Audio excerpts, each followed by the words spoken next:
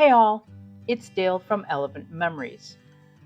In today's video, we're going to show you how we moved this massive J36 UV printer into our studio through a standard sized doorway. For a little context, our studio is located in an old mill building in downtown Lowell that's been converted into an affordable art studio community with over 400 artists and craftspeople.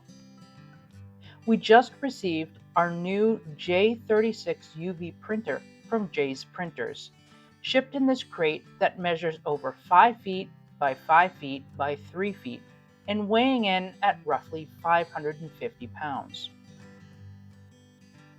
Our goal today is to get this thing uncrated,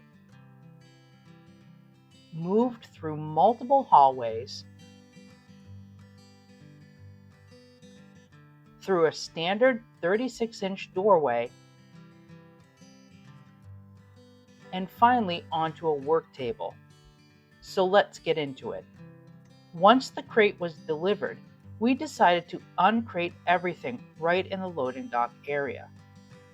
We started by removing the top crate.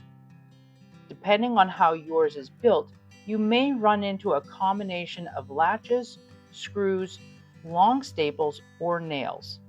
For us, a drill, hammer, and an old chisel handled the job.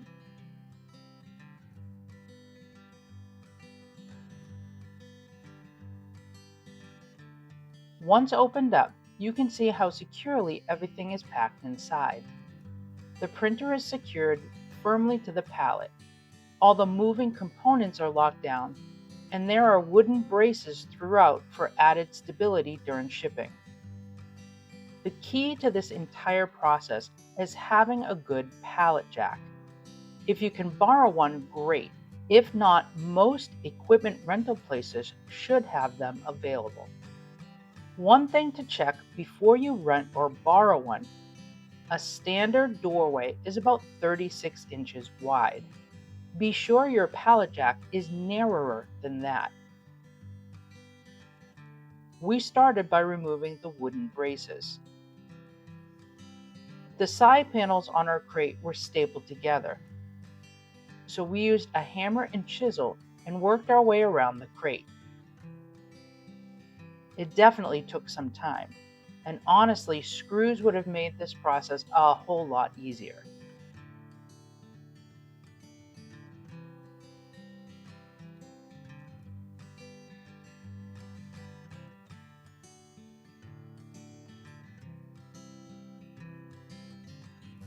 Inside the crate, we found the printer itself, a maintenance kit, and the rotary attachment kit. Before moving anything, take a few minutes to inspect the machine carefully for shipping damage. This side here is considered the back of the printer. The frame and base are very solid, and the printer itself weighs around 350 pounds. For transport, we were advised by the staff at J's Printer to tip the printer onto its backside.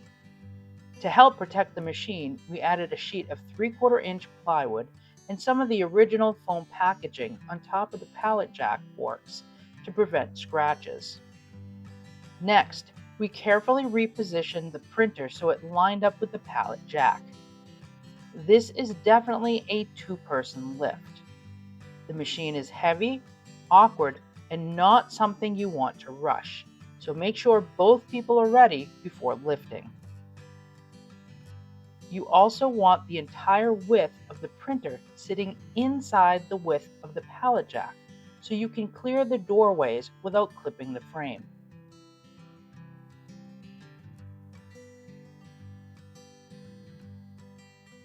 Once the printer was on its back, we noticed it was pretty top-heavy because of the gantry assembly.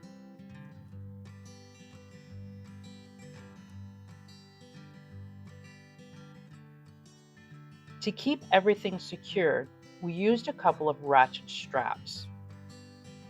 The first strap attaches to the upper metal bracket on the underside of the frame to prevent the unit from tipping forward.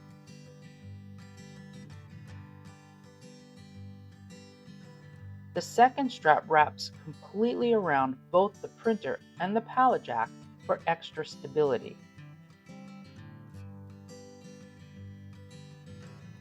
Even with the straps, we always kept at least one hand on the machine while moving it.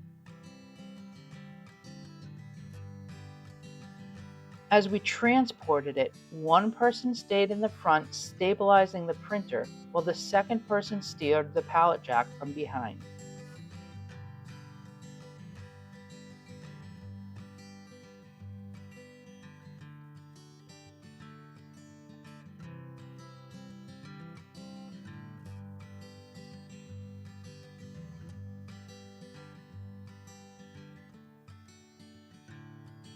And now the long journey through a maze of artist studios towards Woodworkers Row.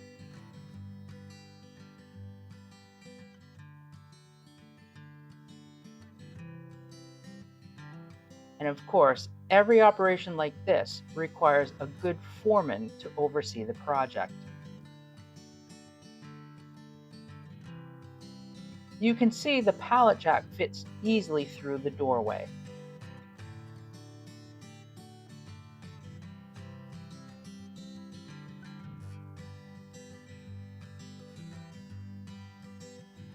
Once inside the studio, it's time to install the leveling feet before lifting the printer onto the work table.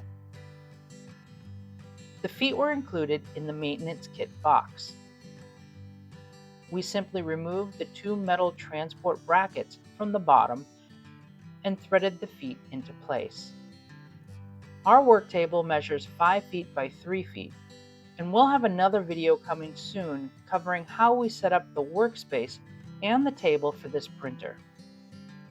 Before lifting, we locked the casters on the pallet jack and secured the table to keep it from shifting.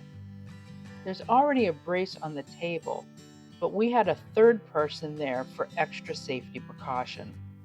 From here, we slowly tilted the bottom edge of the printer onto the edge of the table.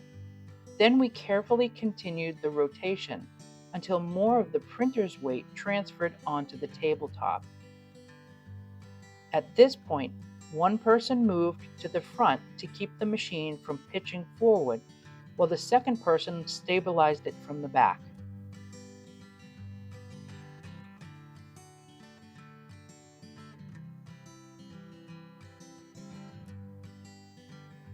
Then came the final team lift onto the table.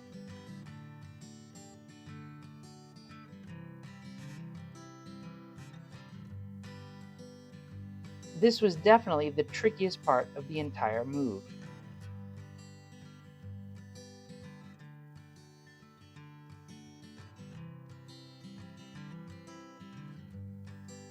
And there it is. Our table is mounted on casters, so we can move things around and maximize the limited space we have in our studio.